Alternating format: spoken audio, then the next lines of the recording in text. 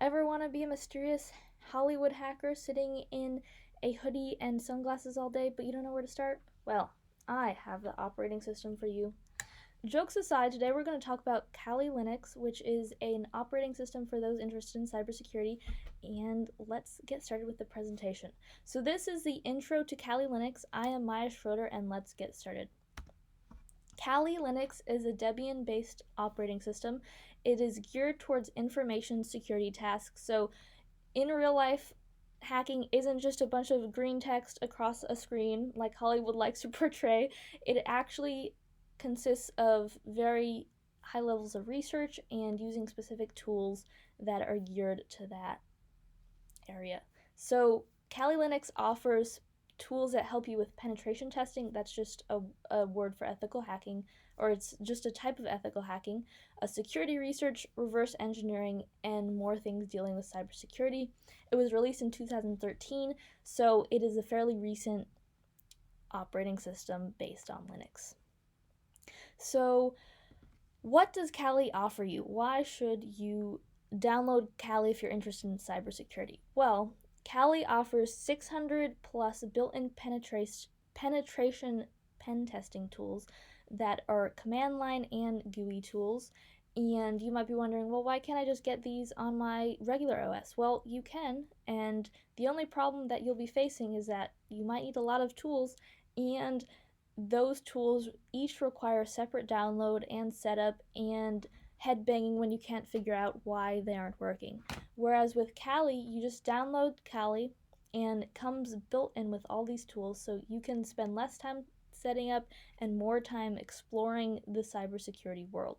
So you'll get with Kali tools such as Wireshark, which helps with network analysis by letting you analyze packets over your internet, John the Ripper, which helps you with password cracking and hashing, Metasploit, which gives you information about security vulnerabilities and helps you figure out what you're looking at with your applications and what vulnerabilities those applications have, Nmap, which is for probing networks, and so much more. And then one other thing that I think is pretty nifty is that you have an undercover mode, and I'm going to show you that right now.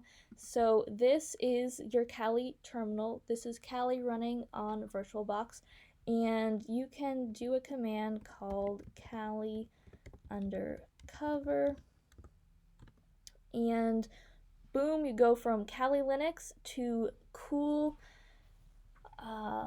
Windows looking machine, and this kind of helps you, avoid suspicion, not that you're doing anything suspicious. So let's go back to our regular Kali Linux.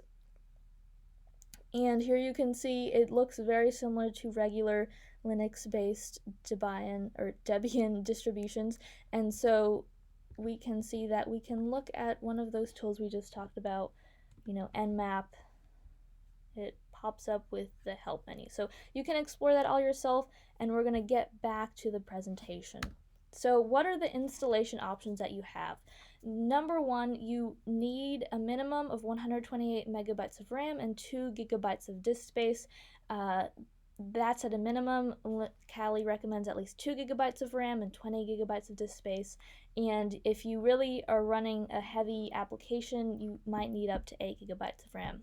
So your options to install, if you want to install it on your own hardware, maybe dual boot or something like that, you want a modern Mac or Windows computer with Intel if it's Mac. I would personally, though, recommend VirtualBox, which is a virtual machine. It makes it super easy. You just download one package, bring it up in VirtualBox, and boom, you have it set up.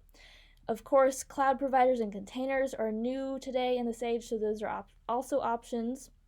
Kali gives you really easy ways to upload Kali into there. And then finally, the last most kind of interesting one that I think is that you can have Kali on your Android phone. It's sort of a spin-off of Kali called NetHunter, and it allows you to do pen testing on your Android device. So that was a really quick overview of Kali. Thank you so much for watching, and keep cybering.